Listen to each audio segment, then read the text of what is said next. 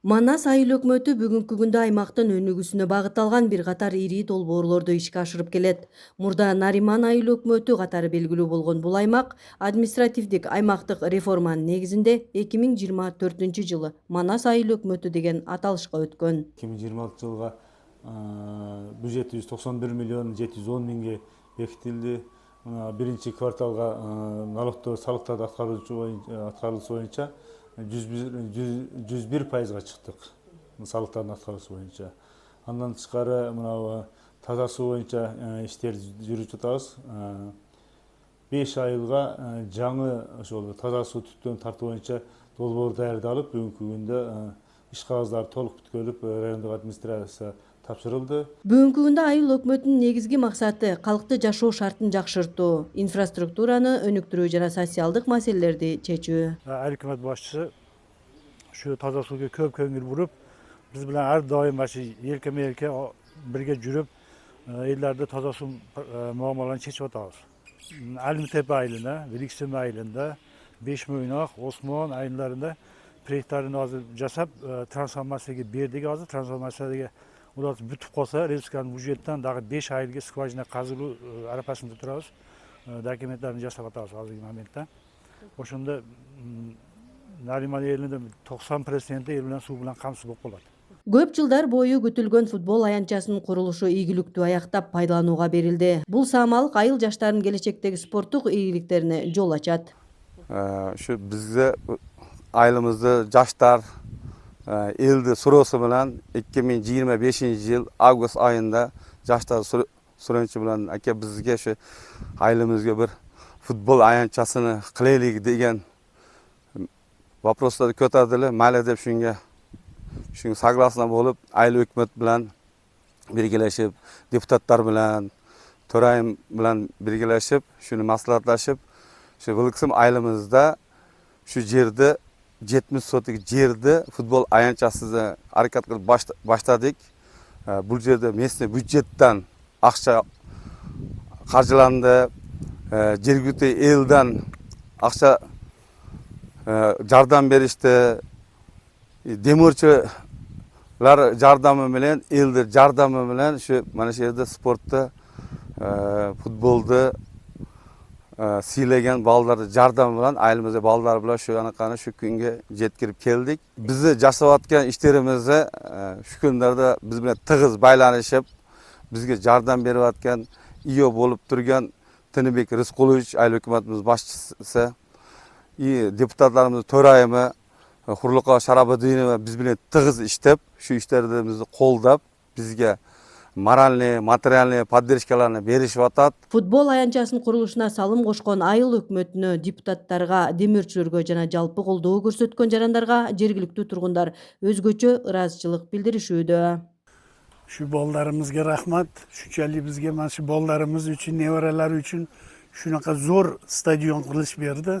Bu yerlar shu tuprog'i chiqib turadigan joylarni mana naturalniy plashatka qilib yasab berdi.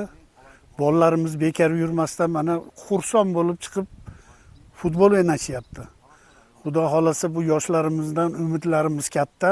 Ajoyib emas, bizlardan ham shu dunyo chempionlari, Messi'lari, Ronaldo'larni yo'lda qoldiradigan yigitlar chiqsa deb oilamiz bilan, mahallamiz bilan xursand bo'lib o'tiribmiz. Быйыл да ички көчөлөрдө асфальттоо иштери улантылып, айылдардын транспорттук байланышын жакшыртууга өзгөчө көңүл бурулуп жатат. Bize endi şu yerda ayılımızda köp işler bo'lyapti. Bo'latat.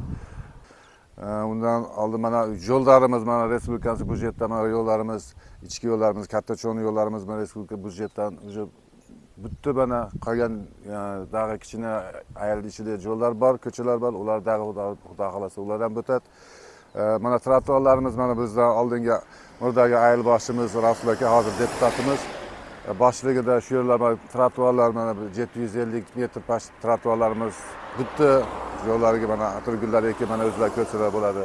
Айыл аймагында инфраструктураны жакшыртуу багытында бир катар иштер жүргүзүлүп жатат. Мурда бир унаа араң өтчү жол бүгүнкү күндө кеңейтилип, тургундар үчүн ыңгайлуу шарттары түзүлүүдө. Oldin bu жерде bir машина зорго батат эле. Hozir айыл өкмөттү tomonidan жолдар снос болып, кичине чоңайтырып, мына элге шарттар түзүлүп, ушундай жолдар түшүп атат. Айыл өкмөт бизге ошондой жолду нема кылып бергениге рахмат. Бул жерде 4 айымда кыссасы ham бар.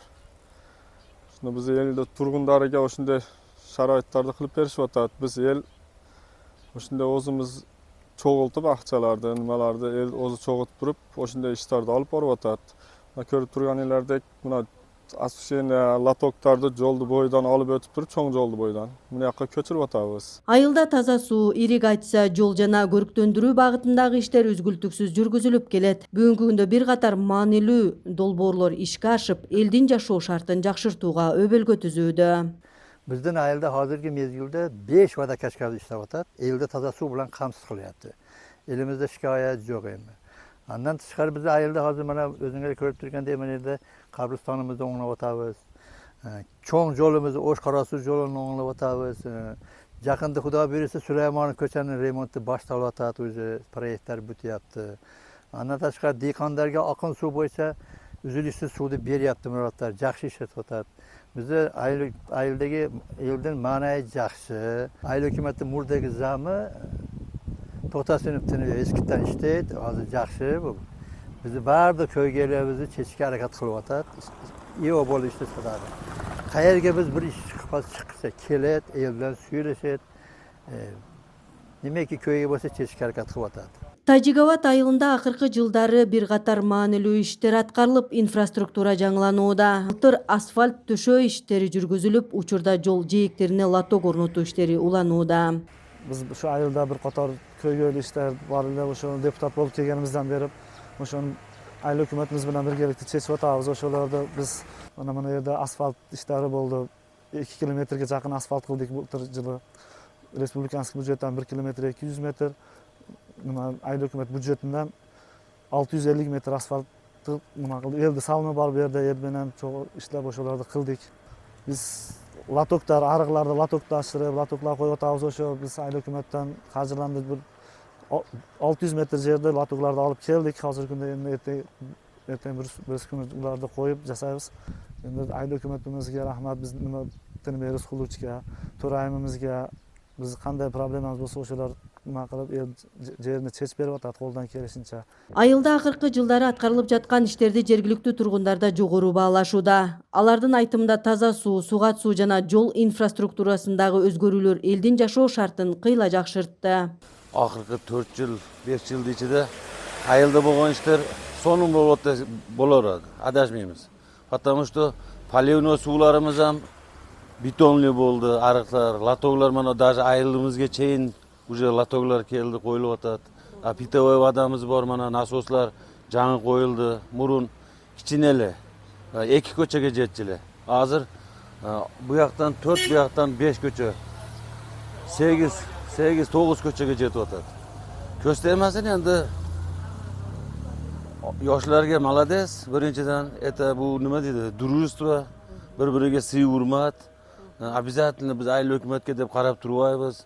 Ayıl hökümetke ham rahmat. Bu 2020-yılda bu yağı siyasat özgeçe bolup kaldı. Onu sezilerli derecede. Mektep solunat Xudo xohlasa. Ayılımız уже çoğaydı. Bardığı жақсы. Зариптар кыштагында да бир катар социалдык жана инфраструктуралык долбоорлор ишке ашырылууда. Жолдор оңдолуп, билим берүү тармагында ири иштер башталды.